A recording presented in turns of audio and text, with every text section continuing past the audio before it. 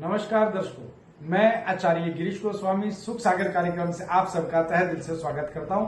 दर्शकों, मैं आज आपसे बात करूंगा ग्रहों में एक विशेष स्थान रखने वाले ग्रह राहु के बारे में। राहु एक ऐसा ग्रह है जो ग्रह होकर के भी ग्रह नहीं है और जो नहीं होकर के भी ग्रह है।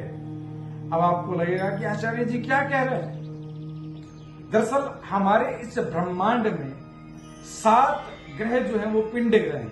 पिंड ग्रह मतलब ठोस ग्रह हैं, जिनका अस्तित्व दिखाई देता है, अर्थात पिंड ग्रह जिसे आभास किया जा सके छू करके कि हाँ ये कुछ है।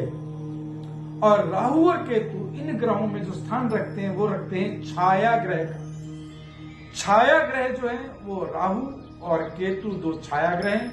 दरअसल इस ब्रह्मांड में 2 स्थानों पर, अलग अलग 2 स्थानों पर ये दोनों ग्रह सदैव आमने सामने रहते हैं, राहु और केतु। इसी तरह से कुंडली में भी राहु केतु सदैव आमने सामने रहते हैं। राहु का क्या प्रभाव है और क्या स्थिति रहती है। राहु की कुंडली के अनुसार जो महादशा है वह 18 वर्ष की होती है। जिस व्यक्ति पर कुंडली की महादशा अनुसार राहु की दशा आएगी, 18 वर्ष के लिए राहु की महादशा उस पर रहेगी। राहु क्या है?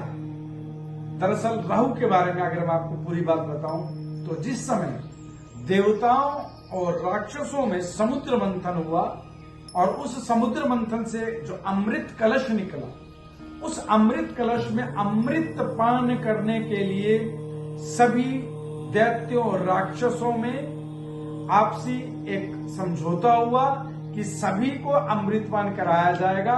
और अमृतपान में सबसे पहले बारी देवताओं की आई।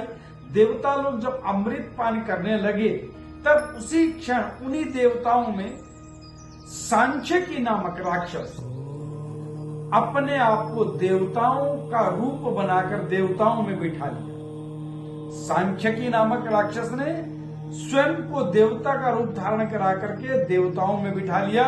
और जब भगवान विष्णु मोहिनी रूप धारण किए हुए अमृत पान करा रहे थे, उसी क्षण जब सांख्यकी को भगवान अमृत पान कराने लगे तब सूर्य और चंद्रदेव ने इन्हें पहचान लिया और तब तुरंत बोले, हे मोहिनी रूप में भगवान विष्णु, ये जिसे आप अमृत पान करा रहे हैं दरअसल ये सांख्यकी राक्षस है, दैत्य है। तब तक सांख्यकी अमृत पान कर चुका था। अब भगवान विष्णु ने तत्क्षण अपने सुदर्शन चक्र से सांख्यकी की गर्दन पर प्रहार किया, लेकिन अमृत पान कर लेने के कारण सांख्यकी अमृत पान होने के कारण सांख्यकी अमर हो गया था। अमर होने के बाद देवताओं में हलचल हुई। ब्रह्मा जी से बात की गई। ब्रह्मा जी ने आकर के कहा कि अब कुछ नहीं किया जा सकता, अब मैं आपको इस ब्रह्मलोक में स्थान देता हूं। अब कुछ नहीं किया जा सकता, अब मैं आपको इस ब्रह्मलोक में स्थान देता हूं। आज से आपके शरीर के ऊपर के भाग को अर्थात गर्दन वाले भाग को राहु कहा जाएगा और गर्दन से नीचे वाले बदन को केतु कहा जाएगा। इस तरह से राहु और केतु का निर्माण हुआ। जब भी राहु सूर्य का ग्रास करते हैं उस समय हमारे ब्रह्मांड में ग्रहण की स्थिति व्याप्त हो जाती है। हम उसे सूर्य ग्रहण कहते हैं। जब जब राहु चंद्रमा की ग्रास करता है उस स्थिति को हम चंद्र ग्रहण कहते हैं। राहु अगर कुंडली के लगन में है और आप कुंडली में देख रहे हैं कि राहु लगन में है, तो ये मान लीजिएगा कि वह व्यक्ति निश्चित रूप से स्वार्थी होगा।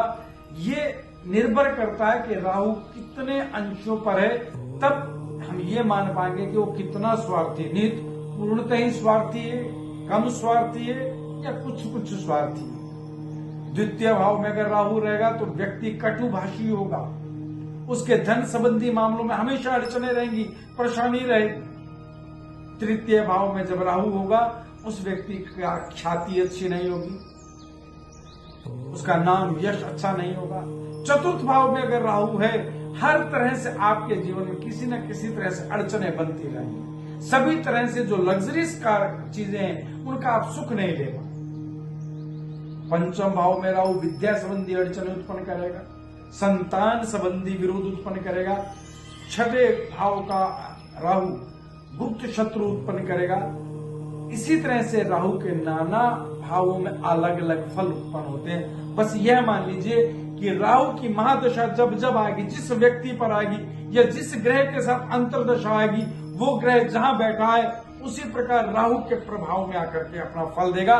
राहु अनायास स्थितियों का घोतक है, अनायास दुर्घटनाएं, अनायास अग्जनी घटनाएं, अनायास बच्चों का गुम हो जाना, इन सब घटनाओं के पीछे राहु की स्थिति व्याप्त होती है।